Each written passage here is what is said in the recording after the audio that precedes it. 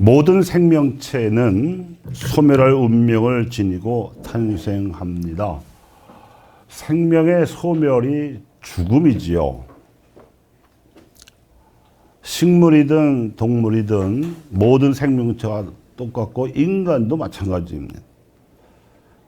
그런데 다른 점이 있다면 인간은 자신의 죽음을 의식한다는 것입니다. 죽음을 의식한다는 것은 죽음에 이르는 생명체를 안다는 것이고, 더 나아가서는 그 생명체가 생겨난 근원에 대해서 생각도 한다는 것이지요. 죽은 지 오래된 사체 유골을 발굴할 때 잘 구분이 안 됩니다. 이게 동물 뼈인지 사람의 뼈인지. 정밀 검사를 해야 식별이 가능한데, 일단 눈으로 구분할 수 있는 방법은 유골이 발견된 자리가 무덤이냐 아니냐 하는 겁니다. 동물들은 무덤이 없죠. 그냥 생명이 다하면 그 자리에서 쓰러져서 숨을 거두는 거지, 무슨 무덤을 만들어서 매장을 하는 일이 없습니다만 사람만 매장을 했습니다. 특히 우리 민족의 고대인들의 무덤을 발굴해 보면 머리 방향이 항상 북쪽입니다.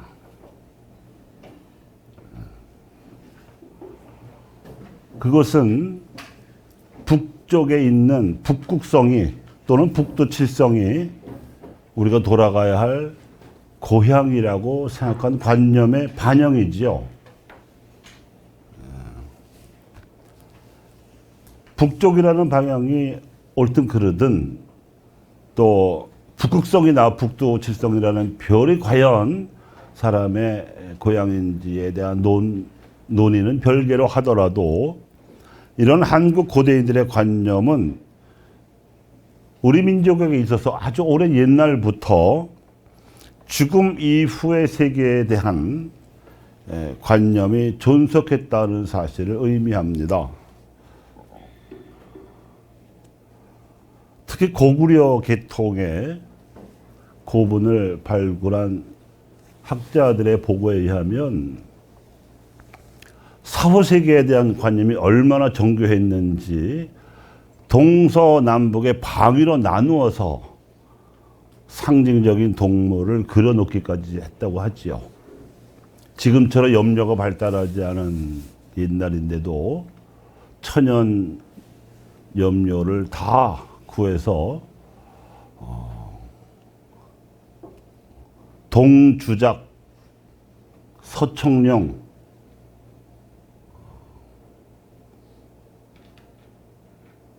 동청룡, 동청룡, 서백호, 남주작, 북현무, 이렇게 상서로운 동물을 4마리를 꼽아가지고 죽은 사람이 편안히 다음 세계로 이동할 수 있도록 염원했음을 알 수가 있습니다.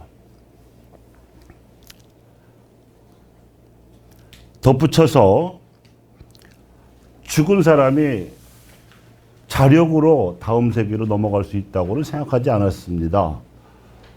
생명을 지어내신 분이 계셔서 그분이 생을 마감할 때에도 다음 세상으로 이끌어주고 받아주신다는 의식이 초보적인 형태로지만 있었습니다. 우리 민족에게 특히 정교하다고는 말할 수 있지만 사후세계에 대한 관념이 우리 민족에게만 있었다고 볼 수는 없습니다. 다른 나라 고대인들의 유골에서도 이런 흔적은 다 나타나기 때문입니다.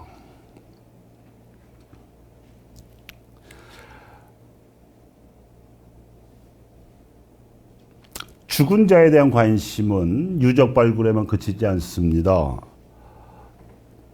살아있는 사람들 누구나 당면하는 문제가 일단 지금 당면한 생명의 문제이고, 또 누구나 언젠간 죽을 것이기 때문에 이 생명과 죽음에 대한 사색이 모든 철학의 공통적인 요소입니다. 그리고 철학적인 사색의 결론은 모두 이 생명관과 죽음관에 모이게 되어 있습니다. 왜냐하면 생명과 죽음에 대해서 정의하거나 전제하지 않고는 그 어떤 것들도 올바로 규정할 수가 없기 때문에 그렇습니다.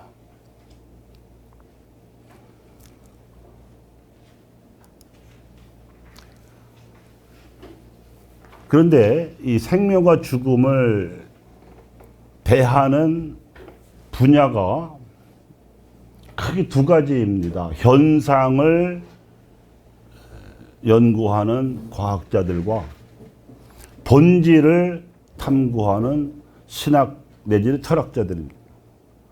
과학자들은 뭐 고고학자도 있고 인류 문화학자도 있고 역사학자도 있고 많이 있겠습니다만 어쨌든 기본 범주가 과학자입니다. 그래서 드러난 현상을 대상으로 해서 탐구를 하지만 철학자나 신학자들은 본질을 탐구합니다. 생명이 무엇이고 죽음이 무엇인가.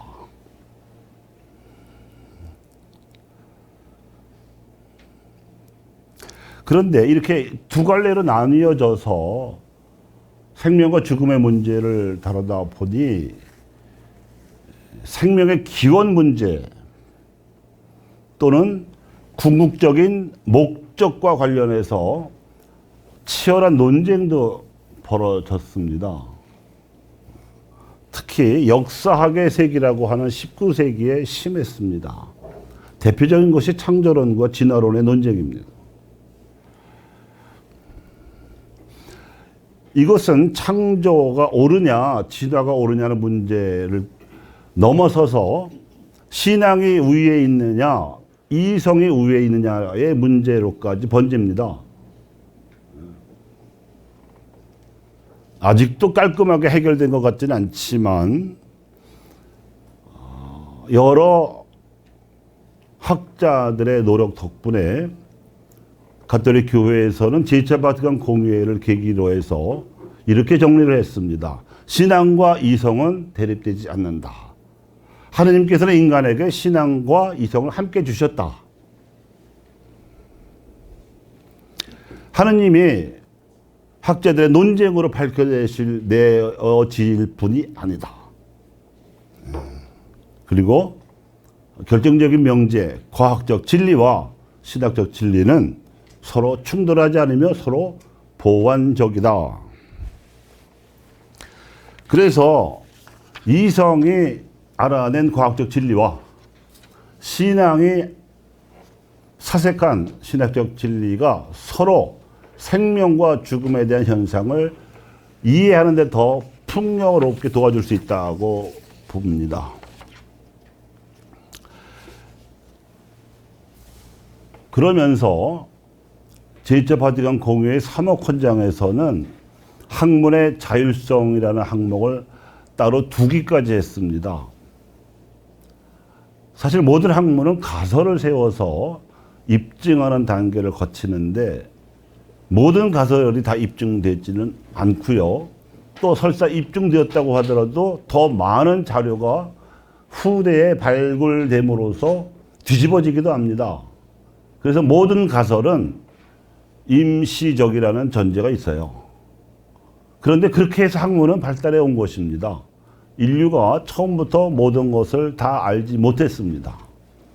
지금까지 발달한 과학의 성과는 다 가설들의 성과이고 앞으로도 이 추세는 계속될 수밖에 없습니다. 그래서 가설들은 자유가 있어야 하지요. 그래서 한때 교회가 교조적으로 학문의 자유에 제한을 가하고 심지어 단죄까지 했던 역사를 반성하는 뜻에서 학문의 자율성을 폭넓게 인정하는 한편 모든 가설을 진리로 인정하지는 않고 신앙으로 검증하겠다는 입장을 공표했습니다. 그런데 이렇게 되기까지 기여한 학자들이 적어도 3명 있습니다. 처음에 들어야 할 분은 앙리 베르그송이라고 하는 학자입니다.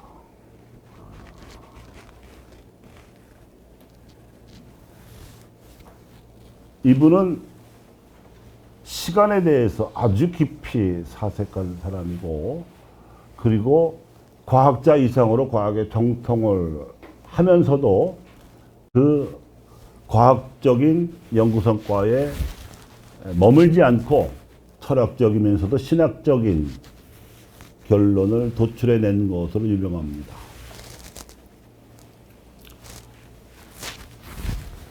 거의 천재적인 학문 활동을 하신 분이에요. 그래서 그분이 저서를 내면요, 저서의 본 책이 한 권이고 그 책에 대한 참고 서적이 또 한 권이에요. 그래서 그 책을 검증해 본 해당 분야의 학자들이 다 확인해 보고서는 혀를 내두르는 거예요. 감히 이론을 달지를 못하는 거예요. 그 해박함과 정교함에 대해서. 그래서 앙리 베르그송의 업적은 진화론과 창조론의 싸움을 그만둬라. 경계를 허물었습니다. 이것이 창조적 진화론의 시작이에요.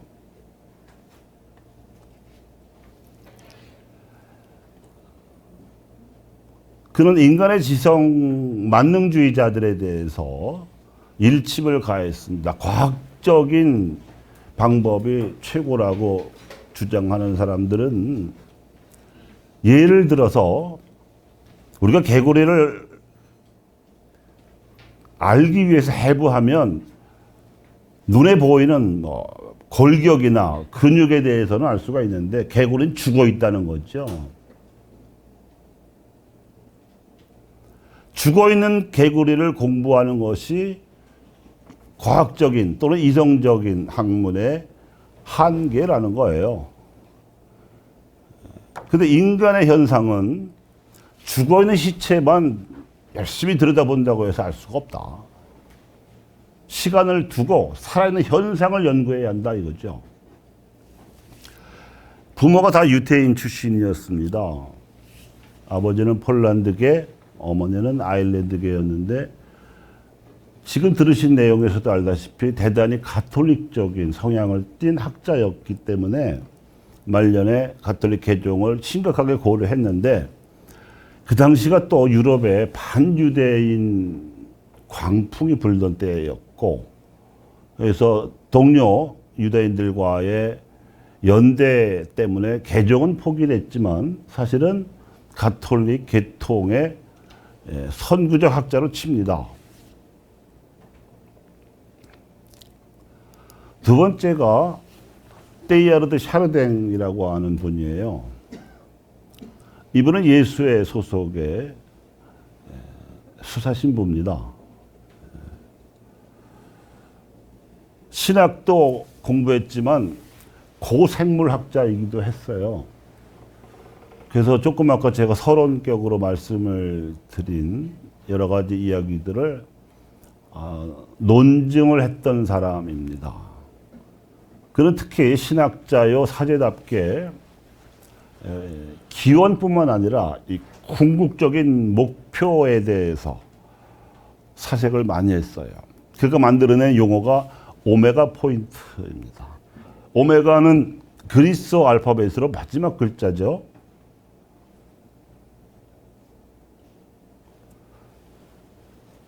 오메가 포인트에서 진화가 완성된다고 보았고, 그 진화의 관점에서 예수 그리스도는 오메가 포인트를 이미 보여주신 분으로 전제를 했어요. 그래서 그에게 있어서 진화는 구원입니다. 우리가 구원된다는 것은 진화되어야 한다는 것을 의미해요. 그래서 당대에 이해를 못 받았어요. 신학교수직 박탈당하기까지 했습니다. 이단자로 몰리기까지 했고요. 지금은 특히 제2차 바티칸 공회의 무렵에 그의 이론으로 가톨릭 교회의 안목이 훨씬 개방적이 되고 진보적이 될 수가 있었습니다. 특히 이제 최근 교황 중에 아주 지성적인 유럽의 대학자가 베네딕토 16세이시지요. 그분은 뭐 테일하드 샤르댕 신부님의 이론을 아주 극찬하시는 분입니다.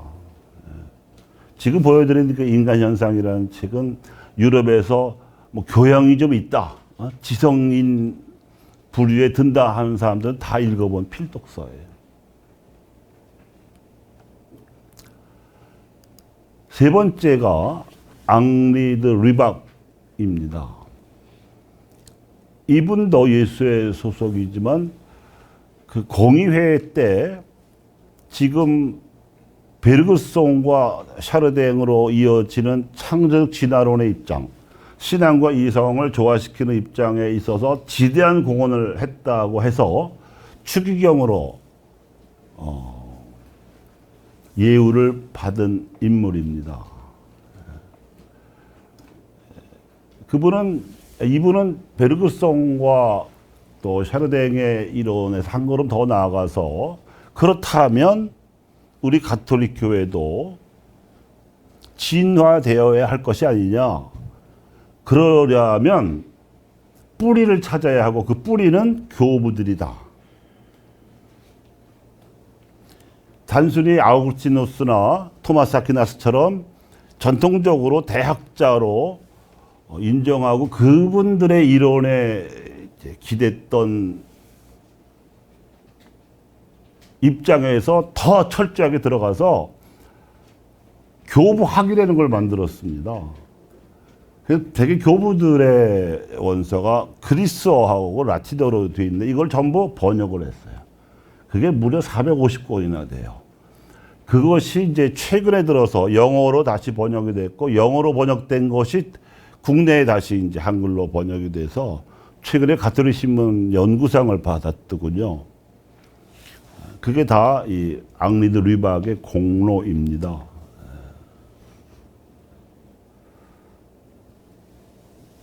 공회를 여신 소집권자가 요한 23세 교황이신데 그분이 초대교회로 돌아가자고 외칠 수 있었던 것도 이런 앙리 드 리박의 학문적 공헌에 힘입은 것이죠.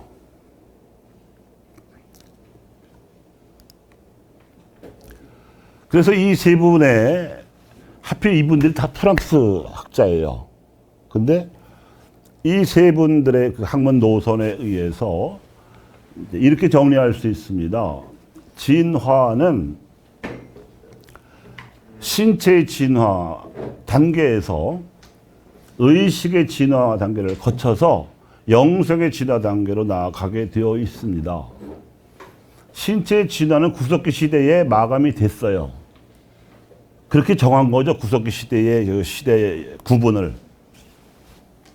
우리가 뭐 네안데르탈인이니 뭐 크로마뇽인이니 현생 인류니 하는 게 다 그 시대의 유적과 유고를 보고 이제 정한 겁니다. 그런데 개체의 성장은 종의 진화를 반복하지요. 그래서 우리도 어머니 뱃속에서 세상에 나와가지고 청년기까지는 이 신체의 진화를 반복해야 됩니다. 일정한 나이가 되면 멈추지요. 그때부터 신체는 더 이상 성장하지 않고 오히려 노화하기 시작합니다. 대신에 의식이 성장하지요. 인류 전체의 역사로 보면 이 의식의 전화 시기, 진화 시기는 신석기, 뭐 청동기, 철기 등등 결국 인간이 만들 수 있는 도구의 종류와 질과 수준에 따른 구분으로 이어집니다.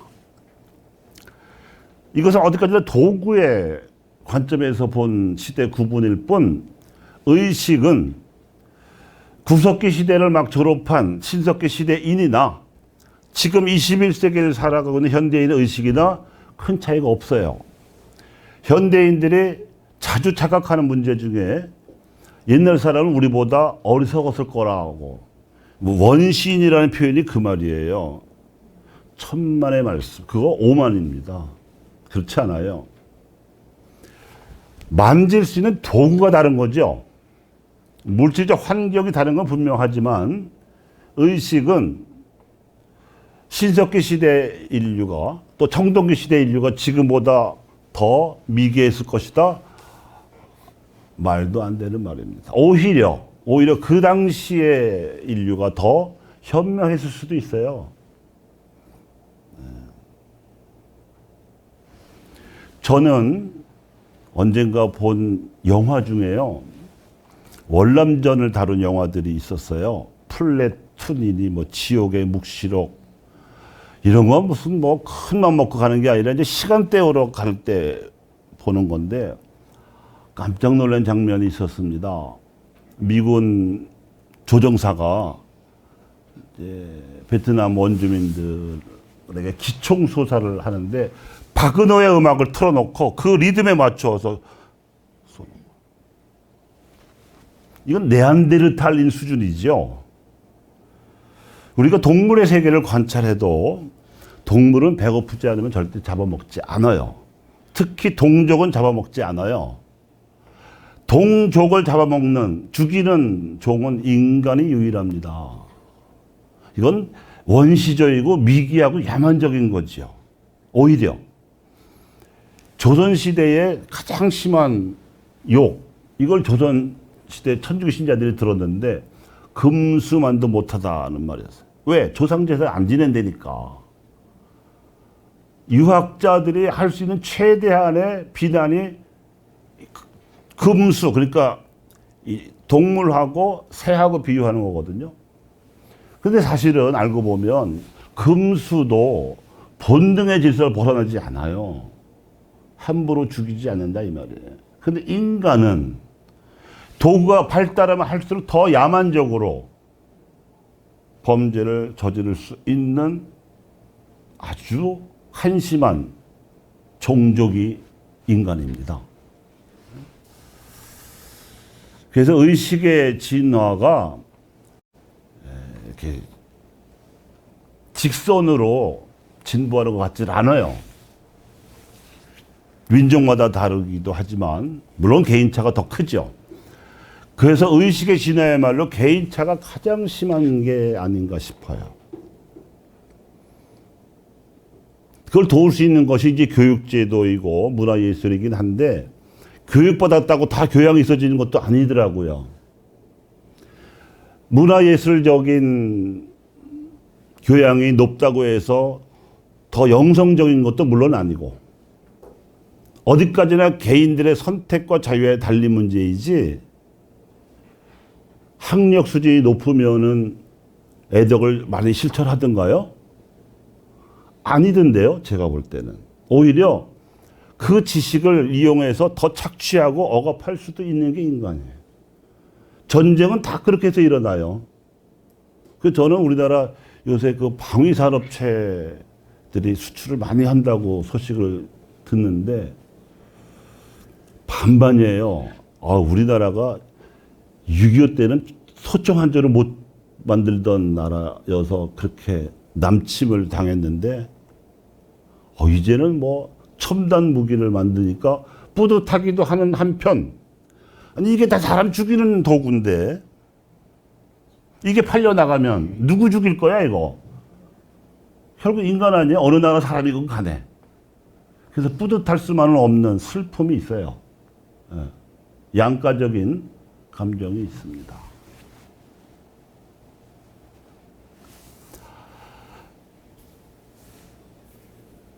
하느님께서는 인류의 의식이 하느님하고 상통할 수 있는 무렵에 개입을 하셨고 그것이 창세기 기록입니다.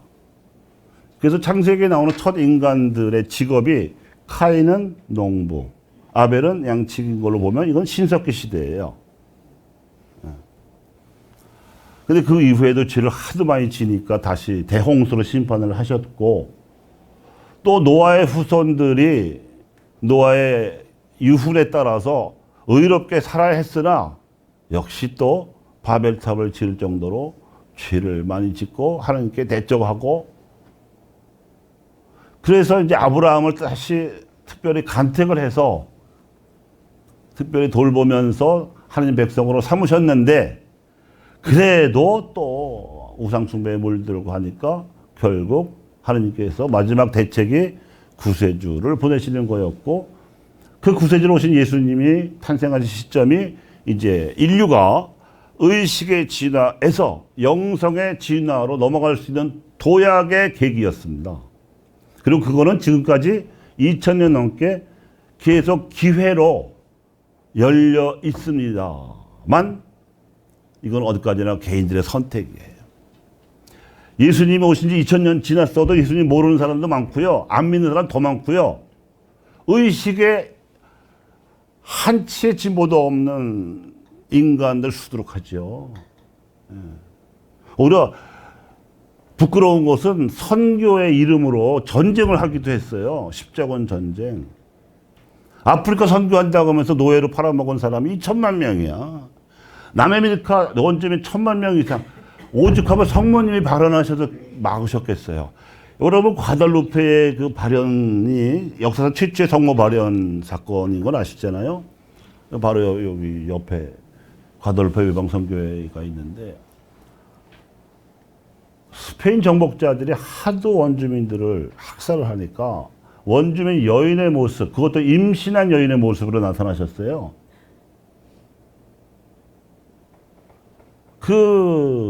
발현 장소를 관할하던 교구의 주교가 스페인 사람이었는데, 안 믿으니까 그 아메리카 땅에서는 나지도 않고 그 스페인 출신 주교의 고향에 나는 파란색 장미가 한겨울인데 한 외투자락 가득히 담길 정도로 피어나게 하셔서 주교를 설득을 해서 성당 짓기도 했지만, 그 소식을 들은 동료 스페인 정복자들이 당장의 학살을 멈췄죠. 그리고 하필 그 자리가 원주민들이 섬기던 여신의 신전 자리라서 학살당한 사람의 수만큼 집단 개종이 이루어졌습니다. 그게 800만 명이에요. 그런가 하면 북아메리카 선교도 원주민들이 거의 멸종될 정도로 학살을 하고 추방을 하고 몰아내고 나서 지금 백인들이 세운 나라가 자유의 나라라고 하는 미국입니다. 국가에 하느님이 들어가는 나라. 그 위선을 하느님이 언제까지 견딜지 저는 모르겠습니다만 실제 그래요. 그러니까 예수님이 여신 영성의 진화의 그 의미가 무시되고 있는 거예요. 의식의 진화는커녕 오히려 네안데르탈인 수준으로 지금 영토 빼앗고 사람 죽이고 반의식의 흐름이 뚜렷하죠. 그 대표적인 징표가 무신론의 계보가 많은데, 하도 만연이 되니까 신자들도 굉장히 영향을 받는 것 같아요. 성당문만 나서면 무신론 세상이니까. 학교에서 배우는 것도 다 무신론에 입각한 이론이고 테크닉이고 기술이고 그렇지 않나요? 또 세속화. 세속화는 하나님 없이 인간이 그 자유와 능력으로 세상을 만들 수 있다고 하는 생각이거든요. 그리고 우리에게 주어진 지구라는 공동의 집은 마음대로 써도 된다고 하는 생각이 은연중에 깔려있는 거예요. 개인주의, 쾌락주의, 황금만능주의, 그리고 그 결과로서의 자본주의와 공산주의, 이게 다 사실은 영성의 진화를 위해서 오신 예수님의 존재를 까마득히 모르고 또는 무시하고 심지어는 가로막기까지 하는 반의식입니다. 진화된 상태가 아니고 오히려 퇴화한 상태의 흔적이 이것들이에요. 그리고 그를 주도한 사람들이 다 배운 사람들입니다. 무식한 사람들이 그런 적이 없어요. 지식인들, 문화예술인들이 다 이런 세속화의 조류를 앞장섰습니다. 모든 지식인이 그렇다는 건 아니지만 지식인이 무신론에 물들었을 때 훨씬 더 많은 악영향, 해로운 영향을 주죠.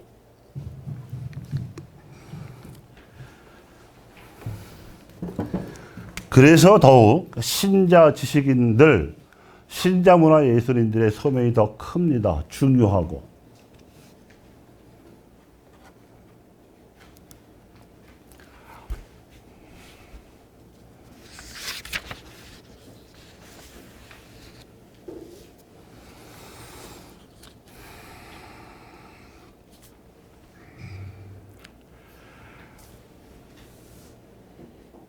예수 그리스도께서는 의식의 진화 단계를 지나고 있는 인류에게 영성의 진화라고 볼 수 있는 새로운 도약을 선언하셨는데 이것이 하느님 나라가 다가왔다는 복음 선포의 메시지입니다. 인류의 역사를 이때를 전후해서 그 전은 기원 전, 그 후는 기원 후 또는 서기 전, 서기 후 이렇게 이제 계산을 하게 되기도 했습니다. 기원 후의 시대가 2000년을 넘기까지도 인류는 이미 구석기 시대에 마친 신체의 진화를 넘어서 의식의 진화 시대에 들어서기는 했는데 지금 계속 말씀드리고 있듯이 의식이 진화하기만 한 게 아니고 정체하거나 퇴화하기도 하는 양상을 보이고 있습니다.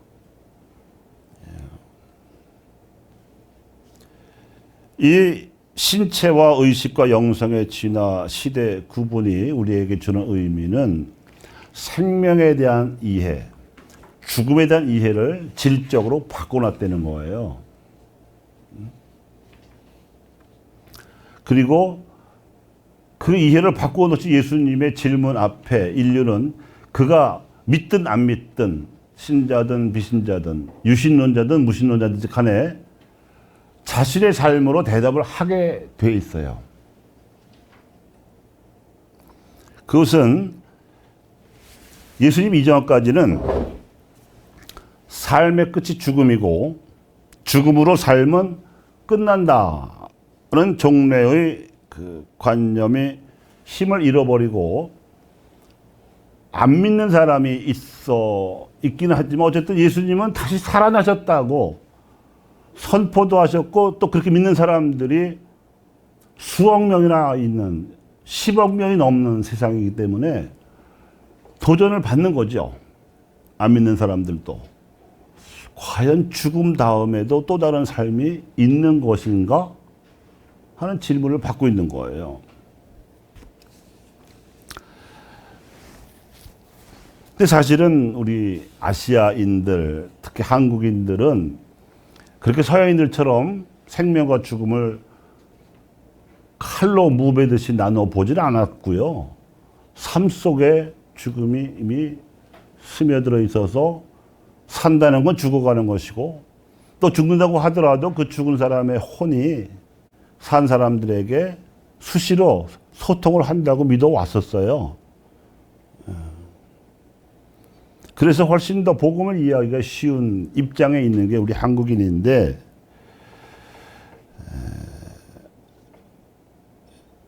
이런 생명과 죽음에 대한 예수님의 말씀을 믿든 안 믿든지 간에 사람마다 죽어가는 모습은 천차만별인데 정확한 것은 살아온 대로 죽어간다는 거예요. 임종사목만 40년 이상 하신 수사님을 제가 아는데 그분 말씀이 그래요. 어쩌면 똑같이 죽어가는 모습이 하나도 없이 다 다르대요. 그리고 그때는 본인의 의지가 작용하지 않아요. 임종 때는. 그야말로 본능으로 반응하는 거예요. 평소의 의식대로 나오는 거예요. 그런데 품이 있는, 여기도 뭐 이렇게 존엄한 죽음이라고 표현을 쓰잖아요. 다 바라는 거죠. 행복하고 존엄한 죽음, 자연사 이런 거. 근데 그거는 그때 가서 무슨 로또 당첨되듯이 될 수 있는 그런 게 아니라 평소의 삶으로만 보장될 수 있는 순간이라는 거죠. 그거는 산수예요. 어려운 방정식도 아니고 산수라고요. 잘 살았어야 잘 죽을 수 있는 거죠. 웰빙이 웰다잉의 원인입니다. 그런데 예수님께서는 그 해답을 영원한 생명이라고 가르치셨어요. 삶의 안에서 창조주이신 하나님, 심판주로 우리 인생을 완성해 주실 하나님을 향한 지향으로 사는 것, 이것이 영원한 생명의 싹이고 부활의 시작이라고 가르치셨고, 이것이 되면 육신이 숨을 거두는 죽음에도 죽지 않는다고 어마어마한 장담을 하셨어요.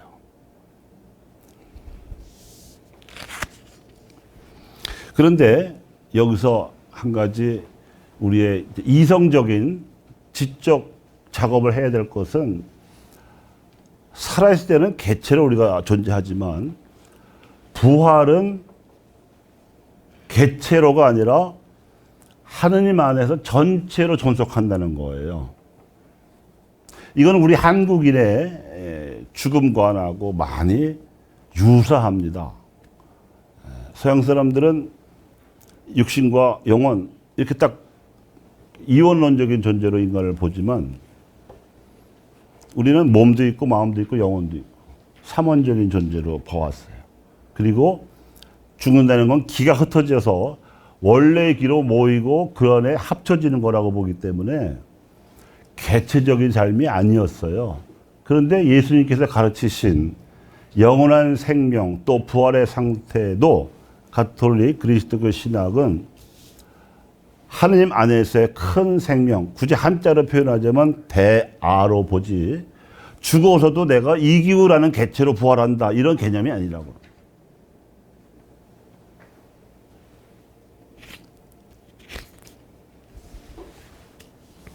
그래서 이거를 이제 중간 결론을 내리면, 사람은 죽어도 인간은 죽지 않는다는 인간 불사의 신앙입니다. 그리스도 신앙을 생명과 죽음이라는 관점에서 새로 정의하면 그렇습니다. 말장난 같기도 하지요. 인간이 사람이고 사람이 인간 아니야? 아닙니다. 사람은 개체로서의 인간이고 인간은 종으로서의 사람입니다. 그래서 우리 각 개체로서의 사람은 때 되면 죽어야죠. 안 죽으면 어떻게 되겠습니까? 난리가 납니다. 때 되면 가야 됩니다. 그래야 다음 세대가 또 살죠. 그런데 그게 끝이 아니고, 우리가 지금 더 상상할 수 없는, 그러나 지금 우리가 경험하고 있는 것보다 훨씬 더 좋은 새로운 세상이 기다리고 있고, 거기서는 개체로 살아가는 게 아니고 하느님 안에서의 큰 생명을 나누어서, 그리고 이 지상에 남아있는 사람들의 삶도 하나님께로 향하는 성화, 거룩함의 지향을 하도록 소위 통공을 이루는, 전구해 주는 그런 삶을 살게 되죠. 여기까지가 이제 그리스도교의 가톨릭 교리를 기초로 해서 설명드린 생명과 죽음 이해입니다. 모든 철학적 사색은 생명과 죽음에 모인다는 게 제 생각입니다. 서양에서는 고대 그리스에서 에피쿠로스 학파 또는 쾌락주의 학파가 영향을 많이 줬고요. 또 스토아 학파도 있었습니다. 번역을 하면 쾌락주의와 금욕주의인데, 어떤 주의 주장을 이해하려면 그 내적 논리에도 물론 우선순위를 둬야 되지만, 그 사람들이 어떤 사람들인지를 알면 범주를 정할 수가 있습니다. 에피쿠로스 학파의 주체들은 그리스 문명의 귀족들이었고요. 스토아 학파는 변방의 시민들이었어요. 가진 게 없었습니다. 그러니까 이제 금욕주의로 나타난 건데, 쾌락주의라고 해서 뭐 쾌락 만능주의가 아니고 주어진 쾌락을 적당히 즐기면서 살자는 주의예요.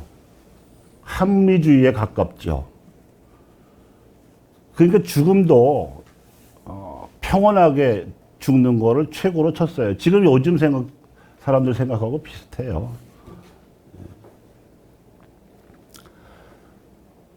동양에서는 불교하고 유교가 대표적이라고 할 수가 있는데, 불교는 뭐 아주 거기도 그 불교 사상 하면은 그리스도교 사상 못지않게 방대하고 어렵고 난해합니다.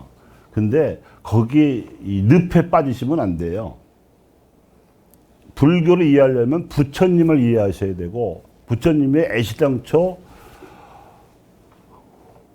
생로병사의 고통의 문제를 해결하기 위해서 출가하신 거기 때문에, 불교의 모든 논의의 핵심은 이 고통에서 어떻게 하면 벗어날 수 있느냐예요. 그래서 수행을 한다고요.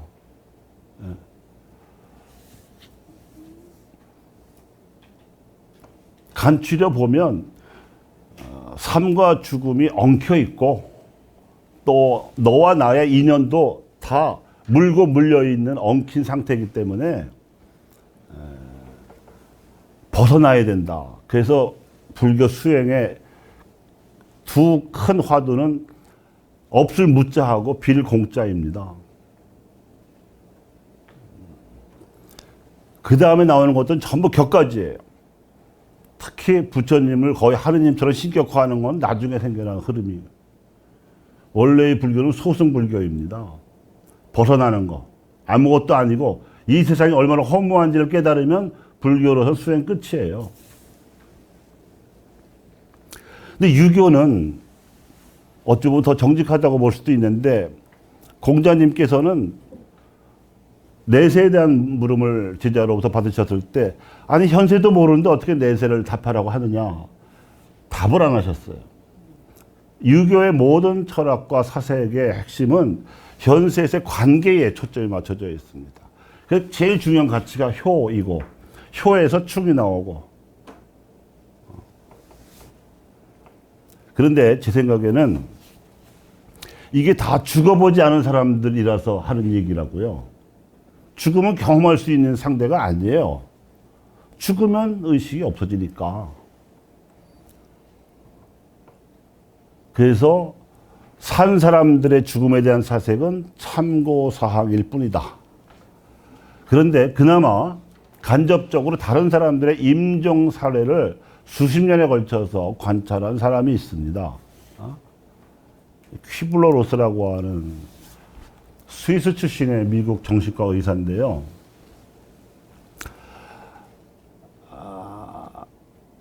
이분이 19살에 폴란드의 유대인 수용소를 방문을 해요. 2차 세계대전이 끝난 직후니까 수용소 안에는 아무도 없지만, 2차 세계대전 당시에 나치에 의해서 감금당하고 고통당했던 유대인들의 흔적이 있는데, 유난히 여기 나비 보이십니까? 나비? 나비 그림이 많더랍니다. 19살짜리 소녀가 의문을 품은 거예요. 왜 이 사람들이 나비 그림을 많이 그려놨을까? 바로 갇혀 있기 때문이기도 하지만, 어차피 이제 살아서 못 나갈 형편인데 죽어서라도 나비처럼 훨훨 날아가고 싶어서 그렇겠구나. 이 생각 때문에 꽂혀서 정신의학을 전공으로 택하고요. 그리고 의사가 된 다음에는 임종 사례만 연구를 해요. 그리고 꼭 떨어지는 건 아니지만 대체로 5단계를 거치더라. 뭐 많이 들어보셨을 거예요. 처음에는 부정을 하죠.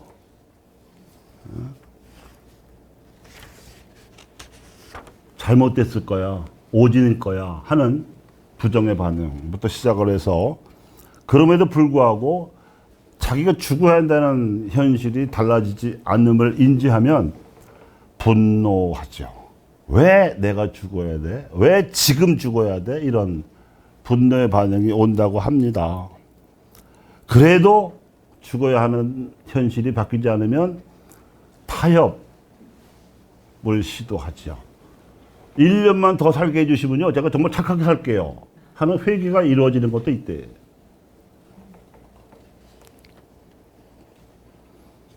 그래도 그 협상의 부질없음을 알게 되면 우울증에 시달리게 되죠. 이때 이제 호스피스 간호하시는 분들은 그냥 잔소리 안 하고 옆에서 있어 주려고 해요. 그리고 들어주고 친구해주고, 이게 최고의 사랑이야, 그 단계에서는. 근데 그 단계를 넘어가면 이제 자신의 삶을 정리하고자 합니다. 그리고 다음 생을 희망하게 되죠. 이게 병자성사를 받기에 가장 좋은 단계입니다. 근데 제가 이제 사제로서 병자성사 이렇게 많이 들여보면, 정말 이 병자성사 시기를 놓치는 사례가 열에 9은 넘어요. 탁 의식 없이 뭐 그냥 반시체쯤 된 상태에서 신부를 부르면 뭐 정리해 드릴 수도 없고 고백서서 들을 수도 없고 그냥 주어진 예식만 할 수밖에 없어요. 근데 이 세상을 떠날 때가 다 된 어르신을 모시고 있는 신자들은, 특히 자녀들이라면 생을 정리하고 하느님을 만날 수 있는 준비를 해드려야 그게 효도예요. 원래는 병자수술 안 받는다고 안 죽는 거 아니잖아요.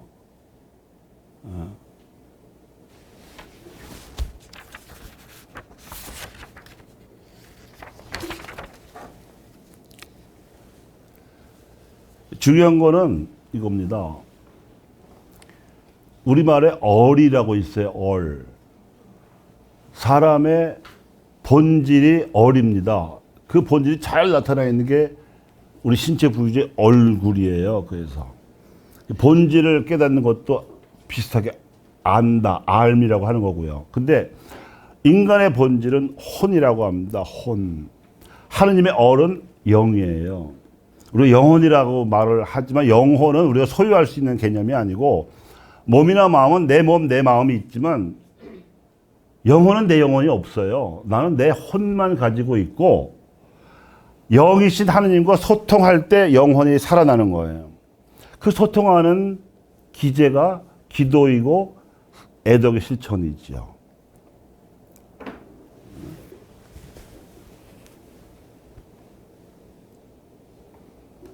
그래서 죽을 때 몸은 자연으로 돌아가지만 마음은 몸하고 같이 안 가고요, 살아남아요. 이게 이제 무신론자들의 죽음관하고 다른 점이에요. 우리가 보는 내세는 마음을 가지고 가요. 살아있을 때 육신성을 그대로 가지고 있어요. 시간이 낭비될까 봐 조심스럽긴 하지만 제 개인 경험을 좀 곁들여 말씀드리면, 제가 20살 때 아버지를 여였습니다. 저는 군대에 있었어요.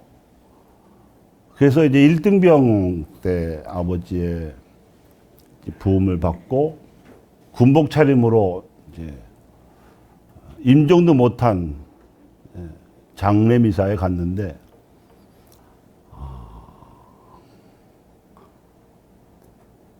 운 기억밖에 없습니다. 근데 장례를 마치고 부대로 복귀를 하는데, 그 7월이었거든요. 부대에서 1등병이니까 이제 쫄병들의 고참이에요. 뭐 온 허드렛 일을 다 맡아서 해야 되는 서열이라고요. 보초 신고라는 게 있어요. 매일 해야 돼요.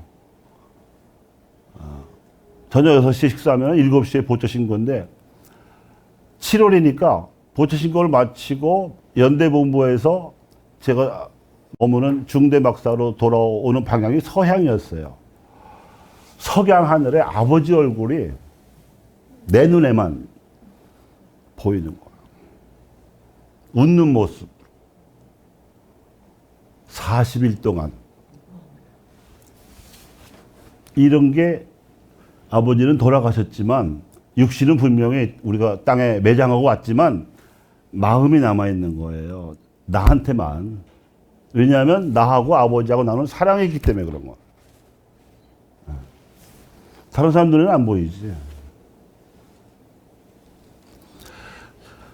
자, 이제 일반적인 이해를 이제 탄탄한 기초로 했으니까 이제 조금 속도를 내서 텍스트의 순서에 따라서 말씀을 드리도록 하겠습니다.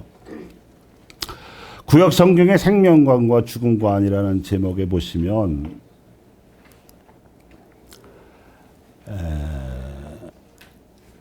구약 성경 자체가 한 1000년 이상의 긴 세월에 걸쳐서 형성된 여러 책들이고 이론이 있을 수가 없고 다 나름의 스토리가 있는 책들로 구성된 게 구약 성경이지요.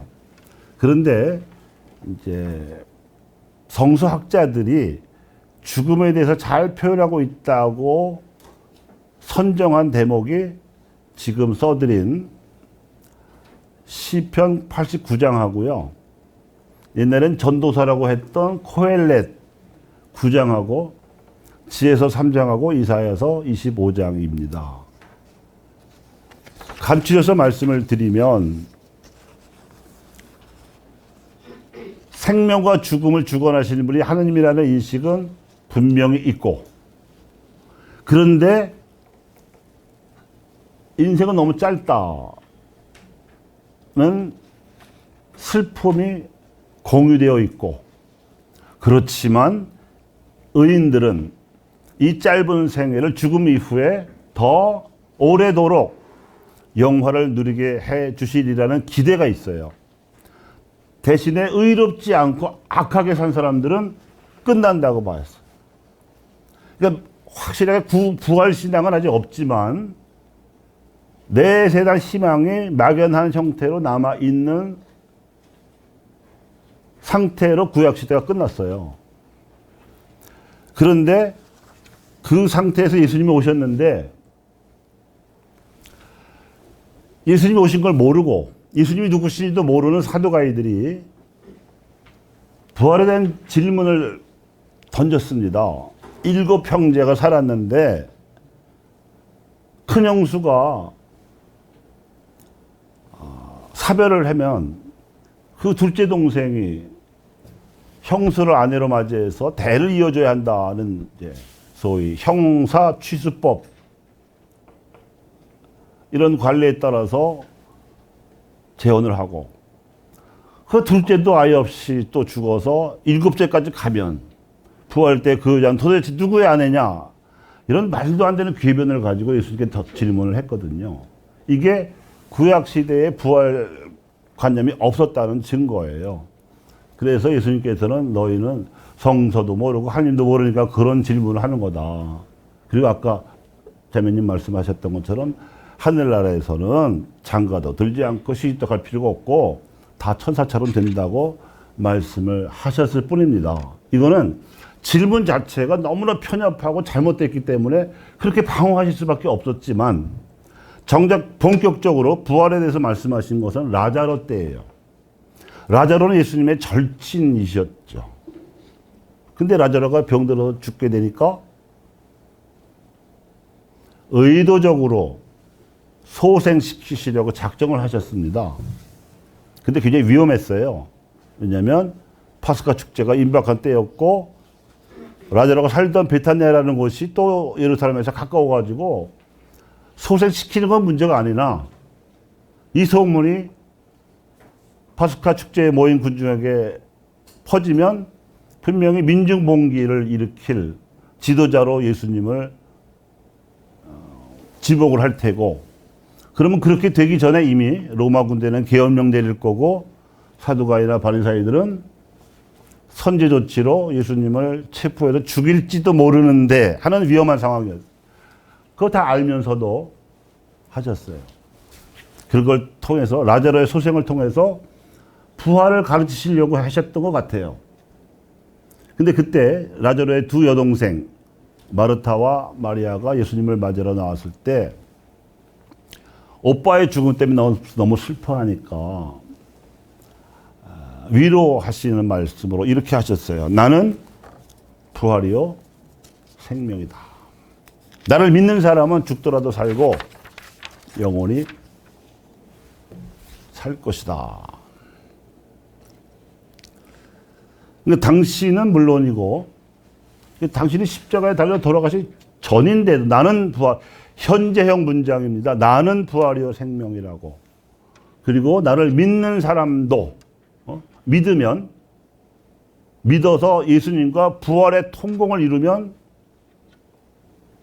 죽더라도 산다고 했어요. 그러니까 예수님의 어법 안에서 삶과 죽음이 하나예요. 하나. 그러니까 믿음 안에서는 삶과 죽음이 하나예요. 그것이 부활의 실체입니다. 영원한 생명의 실체입니다. 육신 상태를 기준으로 보는 게 아니고 하나님의 영과 우리의 혼이 소통이 되고 있느냐 아니냐를 기준으로 보는 거예요. 그러니까 육신이 멀쩡하게 살아 있어도 그 사람의 혼이 하나님의 영하고 단절되어 있으면 예수님의 눈으로는 그건 죽은 거예요. 사두가이가 죽은 사람들이 전형이죠. 그런데 어떤 사람이 믿다가 믿는 마음으로 죽었고 또 그 믿음이 하나님께 봉헌되기를 기도하면서 죽었다면 그 사람은 죽은 게 아닌 거예요. 왜? 하나님 안에 살아있으니까. 기준이 다릅니다.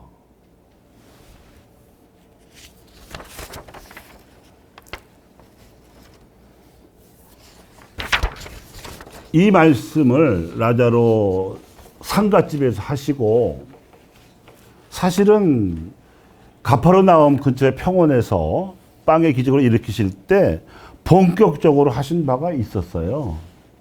그게 우리가 요한복음 6장에서 숱하게 들은 말씀입니다. 너희가 사람의 아들의 살을 먹지 않고 그 피를 마시지 않으면 너희는 생명을 얻지 못한다. 그럼 뭐예요? 죽는다 아니에요. 육신이 살아있어도 죽은 거나 마찬가지다. 그 뜻입니다. 그러나 내 살을 먹고 내 피를 마시는 사람은 영원한 생명을 얻고 나도 마지막 날에 그를 다시 살릴 것이다.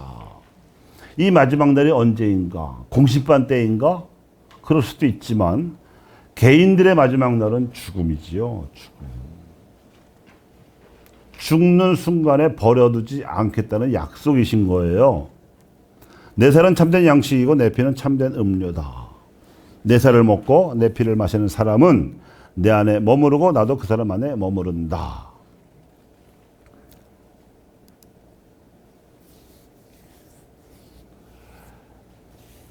그리고 이제 이런 얘기를 이미 니코데모와의 대화에서도 나누신 바가 있습니다. 물과 성령으로 태어나지 않으면 하나님 나라에 들어갈 수 없다. 그 얘기를 뒤집으면 뭐죠?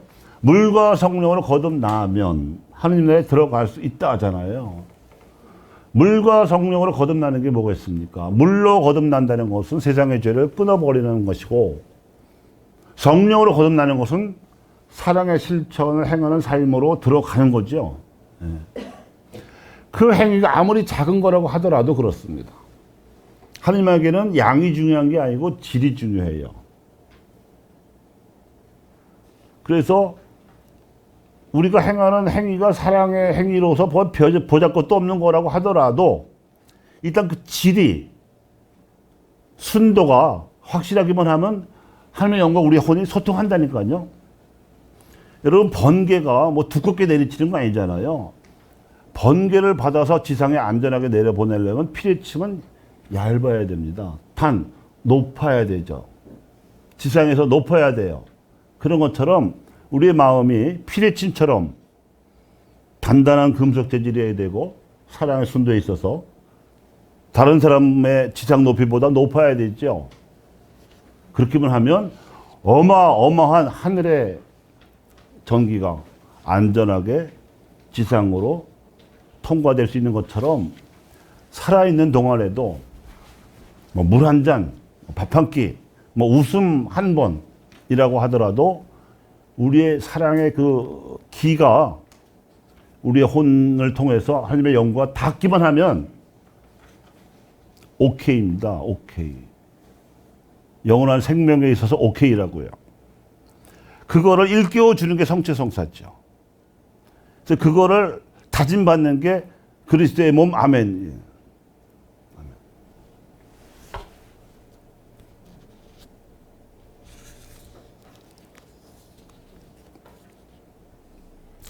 그래서 예수님께는 죽음의 형태가 딱 두 개밖에 없습니다. 우리는 뭐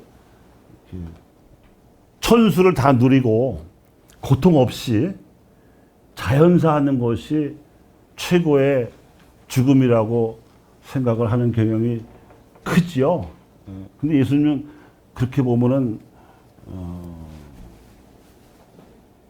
33살에 그것도 남들 앞에서 아주 부끄러운 모습으로 돌아가셨으니까 존엄하거나 행복하긴커녕 아주 불행하고 비극적이고 절대 본받으면 안 되는 죽음일 거라고 생각할 수 있는데, 예수님의 관점에서는 하나님의 뜻에 따라서 그것이 비록 십자가를 요구한다고 하더라도 그 뜻대로 살다가 스스로 택하는 죽음하고, 아니면 그거 다 외면하고 뭐 사고를 당하거나 질병을 얻었거나 또는 나이가 다 돼가지고 신체 기능이 다 하고 다 해가지고 어쩔 수 없이 죽임을 당하는 거 둘밖에 없어요.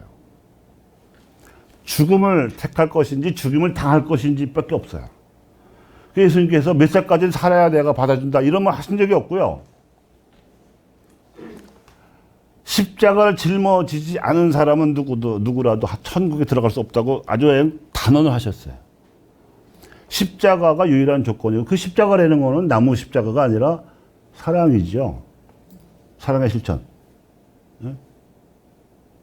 그러니까 죽는 나이나 뭐 죽을 때의 상태하고 상관이 없는 거예요. 그 삶이 정말 십자가로 채워진 삶인지. 근데 그걸 제일 확실하게 보장하는 게 순교자라고 해서, 순교자는 더 이상 증거 요구하지 않고 바로 시정하잖아요. 근데 우리한테 그런 기회는 없을 것 같고, 박해 시대가 아니니까. 그런데 중요한 거는 우리도 순교자 못지않게 천국에 들어갈 수 있는 길은 사랑의 십자가를 묵묵히 걷는 거죠. 그걸 안 하면 어떻게 되냐? 죽임을 당해야 돼. 나이 들어 죽임을 당하든지 사고로 질병으로 어쨌든 뭐. 그래서 죽음도 선택의 대상입니다. 죽음이야말로 가장 큰 삶이고요. 인간의 존엄성, 주도성, 정체성이 가장 확실하게 드러날 수 있고, 누구에게나 한 번만 주어지는 공평한 기회라는 점에서 평등한 거예요. 근데 지금이 위령성월이긴 합니다만, 신자들은 해마다 11월만 되면 죽음을 생각하도록 자극을 받고 있고, 또 연도도 바치면서 상기도 하고, 그러는데도 의외로 자기 죽음을 준비를 안 하는 사람 되게 많아요. 죽음을 준비하는 게 무슨 그 상조회사 가입하는 건 줄 알아.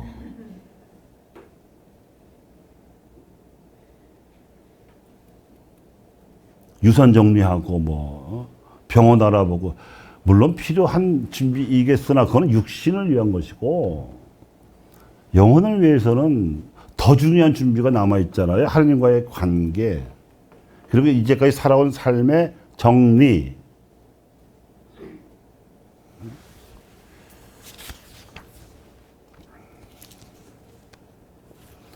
그래서 아주 오래전에 경영 잡지에서 위령성을 특집에서 제가 본 문구가 죽기 전에 죽으면 죽을 때 죽지 않는다예요. 이게 뭔 소린가 하고 글을 자세히 보니까 지금 제가 말씀드리고 있는 것을 한마디로 함축한 거더라고요. 죽기 전에 죽어라. 이건 회개를 말하는 거예요. 회개. 내적인 죽음. 그러면 육신이 죽을 때도 비록 육신은 죽어도 그걸 어떻게 할 수는 없지만 영혼은 죽지 않는다 이거죠. 확실하게 하나님 안에 돌아갈 수가 있다. 제가 지금 흑석동에 가기 전에 맡았던 보직이 중앙보훈병원 원목 신부였어요. 여러분이 보훈병원을 아시는지 모르겠습니다만 이게 국가 유공자들을 위한 병원이에요. 참전 용사들이 많이 계세요. 근데 6.25가 언제적 일입니까? 50년대 일이잖아요. 그냥 다 90 노인네야. 월남전 참전 용사도 되게 많은데 월남전은 75년에 끝났잖아요. 그것도 50년 전이라고. 그러니까 전부 80대, 90대 환자들 중에 천주교 신자가 제 사목 대상이었는데 장례미사가 사흘에 한 번 꼴리고 병자성사는 수시로 있고 전국에서 장례미사, 병자성사, 전담 사목이 거길 거예요. 제일 많아. 그러니까 병원마다 이제 신부들이 많이 나가 있지만 전용 사제관이 있는 데는 또 거기밖에 없어요. 처음에 특혜인 줄 알았는데 살다 보니 그게 아니고 이게 밤이고 낮이고 뭐 사람 죽는 게 뭐 때 가려서 죽는 거 아니니까 밤낮 가리지 않고 전화가 와요. 그럼 저는 5분 대기조처럼 바로 일어나서 수단 입고 가는 거예요. 근데 그렇게 이제 일을 하다 보니까 분명히 나이가 뭐 임종이 다 된 나이인 걸 알고 본인도 알고 가족도 알 텐데 준비를 안 해. 준비를 안 해. 그리고 죽으면 다 하늘나라에 갔으려니 아주 그냥 도매금으로 넘기더라고요. 그래서 한 번은 장례미사 강론 때 그랬어요. 하늘나라가 그렇게 싸구려가 아니고 예수님 말씀에 의하면 마음을 다하고 목숨을 다해야 겨우 들어갈까 말까 한 나라라고. 그래서 여러분들이 이 장례미사 기간 동안에 연도를 열심히 맞춰야 그나마 연옥을 말하고 천국에 들어갈지도 모르니까 그렇게 하늘나라를 값싸게 싸구려 취급하지 마시라고 그런 얘기를 한 적도 있을 정도로 너무 쉽게 생각해요. 아무나 하늘나라가 죽으면 다 가요? 안 그렇잖아요. 그래서 이게 신자들에게만 국한된 일이 아니고 보훈병원 환자들만 국한된 일이 아니라고 생각합니다. 아까 말씀드렸듯이 이 의식의 진화 시기인데도 의식이 진화되기는커녕 퇴화해가지고 무신론과 세속과 풍조가 너무 만연되어 있는 부산물일 거라고 생각하는데 죽음을 대비를 안 하고 마치 안 죽을 것처럼 살다가 영혼을 잊어버리고 살다가 죽을 때 되면 도매금으로 뭐 하늘나라를 갔겠지. 이런 막연한 생각으로는 절대 행복한 죽음, 존엄한 죽음을 맞이할 수가 없을 거라고 저는 생각을 해요. 그래서 이제 죽음을 생각하지 않는 풍조에 대해서 말씀을 드리겠는데 이제 물리나 화학 분야에서 연구하는 과학자들은 숱한 시행착오를 거치면서 실험을 거듭을 해서 겨우 이제 성과를 얻을 수 있는데 이게 논리적으로 필연적으로 보장이 안 돼 있어요. 그래서 우연의 결과로 큰 발견을 하는 수가 허다합니다. 퀴리 부인이 방사선을 발견할 때도 그거 발견하려고 연구한 게 아닌데 다른 거 연구하다가 실수로 발견한 거예요. 에디슨이 전기를 발명했다고 하지만 사실은 발명한 사람 따로 있는데 상용화를 하지 못하던 거를 에디슨이 상용화했던 사업가인데 그 에디슨 자체도 무수한 실수를 많이 했어요. 어려서부터 호기심도 많았고 실험 정신이 투철했지요. 그래서 그가 남긴 어록이 천재는 99%의 땀과 1%의 영감으로 이루어진다고 했잖아요. 자기 말인 거예요. 과학자들만이 아니고 음악가들도 그런 것 같아요. 제가 고3 때 정명원 씨가 모스크바에서 열린 차이코프스키 콩쿠르에서 우승을 했는데 사실은 우승이 아니라 1등 없는 2등을 수상했었어요. 동양인이 서양인들 다 제치고 제일 연주를 잘하니까 이 러시아인들의 자존심이 차마 1위 수상을 하기 싫었던 것 같아요. 그 자체가 또 위신의 해외 토픽감이었어요. 1등 없는 2등. 근데 어쨌든 그게 이제 화제가 됐을 때 우리 담임 선생님이 제가 고3이었는데 뒷얘기를 해 주시더라고요. 정명훈 씨가 아직 그때도 뭐 나이가 젊지만 이미 대가의 경제 이런 연주자인데 콩쿠르에 입상을 하려면 준비를 하려면 지정곡을 1000번을 연습한답니다. 그러니까 그 얘기를 우리한테 하시는 담임 선생님의 의도는 공부 열심히 하라는 얘기겠죠. 대가들도 이렇게 1000번씩 연습을 하고서 하는데 너희들 정신 차려 뭐 이런 얘기겠죠. 그래서 기억나요. 아, 1000번씩 연습을 해? 이런 반복적인. 그런데 이게 인문학에 있어서는 좀 다릅니다, 사정이. 무조건 뭐 1000번 아니라 10,000번을 해도 생명과 죽음에 대한 진리를 깨달은다는 보장이 없어요. 그래서 생명과 죽음에 관한 인문학적인 성찰에서는 노력한다고 되는 게 아니고 올바른 계시를 받아서 노력을 해야 돼. 그게 예수님 말씀이에요. 성경이고.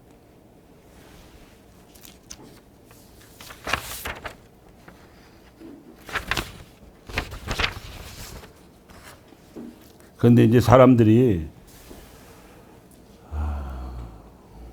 이런 점을 잘 모르고 대충 살지요, 대충. 영특하게 사는 듯 해도 진짜 중요한 문제에 있어서는 어리석게 사는 경우를 많이 봅니다.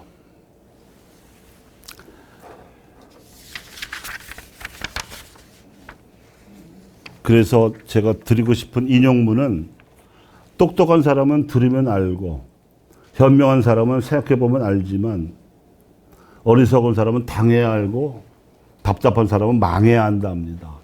망해도 모르는 또 망하는 사람이 있긴 있어요. 근데 다른 일들은 망해도 다시 일어서면 그만이지만 죽으면 끝이에요. 다시 어떻게 돌이킬 수가 없어. 그렇기 때문에 자신의 가치관이나 인생관, 대인관계관, 특히 죽음관 같이 중요한 문제는 예수님 말씀을 출발점으로 삼아서 생각에 생각을 더하고 사색에 사색을 더 깊이 해서 한 번밖에 주어지지 않는 삶인데 가치 있게 귀하게 완성을 해야죠. 귀하게. 그래서 마지막으로 철학자나 신학자 이상으로 생각을 많이 하는 사람들이 시인들인데요. 왜냐하면 시인들은 산문을 쓰는 게 아니고 짧은 글인 시를 쓰기 때문에 언어를 고르고 또 골라요. 그 시인들이 택한 시어를 보면 정말 인생에 대한 통찰이 녹아 있고 당연히 죽음에 대한 통찰도 깔려 있어요. 여러분 광화문의 내거리에 가시면 교보생명 건물 있잖아요. 그리고 지하에 교보 문고가 있는데 그 1층에 좋은 글귀를 지난 25년 이상 한 달에 하나씩 선정해서 이렇게 전시를 했었어요. 그 중에 이제 골라 뽑은 것들입니다.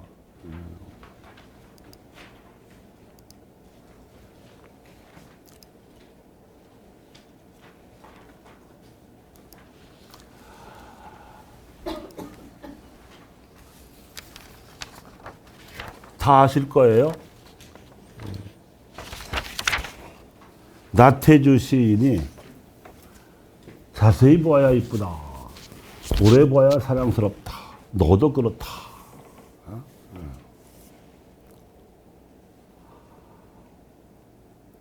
이 대인관계에 대한 통찰이 있죠. 사람이 온다는 건 실로 어마어마한 일이다. 한 사람의 일생이 오기 때문이다. 사실 구세주로서 예수님이 오신 것이 인류 역사상 최대의 사건이라고 하지만 사실 우리 한 사람 한 사람도 사실은 되풀이되지 않는 삶을 살러 온 거예요. 저 같은 사람은 이제까지 없었고 앞으로도 없을 거기 때문에 저만 그런 게 아니라 우리 모두가 다 그래요. 고유한 존재예요. 고유한 존재와 고유한 존재가 만나는 거기 때문에 이런 통찰이 나오는 거죠. 어마어마한 일인 거예요. 우리가 이렇게 만나는 게.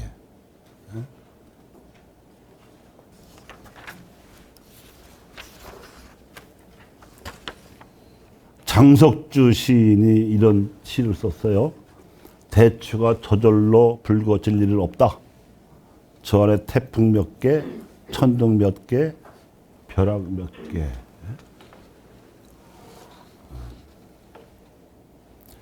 정호성 시인도 시를 뽑혔는데 먼 데서 바람 불어와 풍경 소리 들리면 보고 싶은 내 마음이 찾아간 줄 알아라.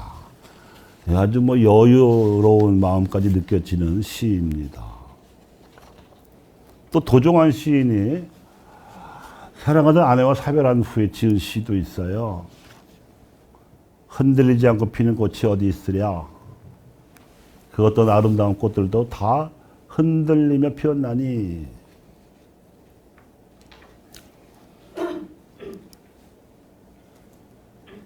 있잖아. 힘들다고 한숨 짓지 마. 햇살과 바람은 한쪽 편만 들지 않아. 애들끼리 오가는 대화 같은데 사실은 심오한 사색의 결과예요. 가는 데까지 가거라. 가다 막히면 앉아서 쉬거라. 쉬다 보면 새로운 길이 보이리. 김규동 시인의 시이고요. 꽃 피기 전 봄산처럼, 꽃핀 봄산처럼 누군가의 가슴 울렁여 보았으면. 사실 치밀한 타협과 계산 속에 살아가기가 쉽지만 그래도 사람의 인생을 행복하게 느끼는 때는 누구 때문에 가슴이 설레는 순간 아닐까요? 생각만 해도 가슴이 설레고 울렁일 수 있는 그런 존재와 한 시대를 산다는 것은 좋은 일이지요.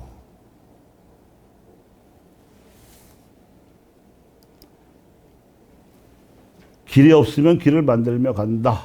여기서부터 희망이다. 이 비슷한 말을 한 사람은 되게 많은 것 같아요. 스페인에서 협동조합 운동의 개척자가 되신 호세마리아 신부도 이 비슷한 말을 하셨어요. 근데 이거는 고은 시인이 소개를 했어요.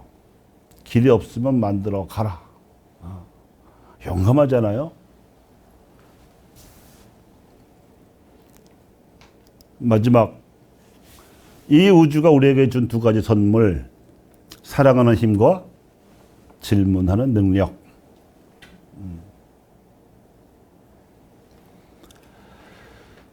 그래서 우리 주제와 상관없을 듯 보실 수도 있는데 제 생각에는 이런 일상 속에 사실은 생명의 가치, 죽음의 준비가 다 담겨 있다고 저는 느낍니다. 언제 죽을지 아무도 모르고요. 안 죽을 사람이 또 없고요. 그렇기 때문에 매일매일 무슨 죽음의 비참함이나 비극이나 뭐 이런 그런 안 좋은 어두운 그림자를 떠올리라는 뜻이 절대로 아니고 알차게 매일 준비하는 것이 장땡이라는 거죠. 그래서 우리 성모일도 끝기도의 마치 기도가 그거예요. 거룩한 죽음을 맞게 하소서. 매일매일 잊지 말고 살다 보면 허투루 살 수가 없겠죠. 하루라도. 그래서 생명과 죽음에 대한 사실 여기에 제 얘기는 아까 그 고3 때 담임 선생님한테 들은 얘기밖에 없고요. 나머지는 전부 다 다른 학자들 얘기 짬뽕 해가지고 이렇게 소개해드린 거예요. 어쨌든 이런 그 소개의 행위가 여러분에게 이 위령성월에 이미 생각들을 많이 하셨을 테지만 그것을 좀 정리하는 또는 새롭게 조명하는 기회가 되셨으면 하는 마음으로 말씀을 드렸습니다.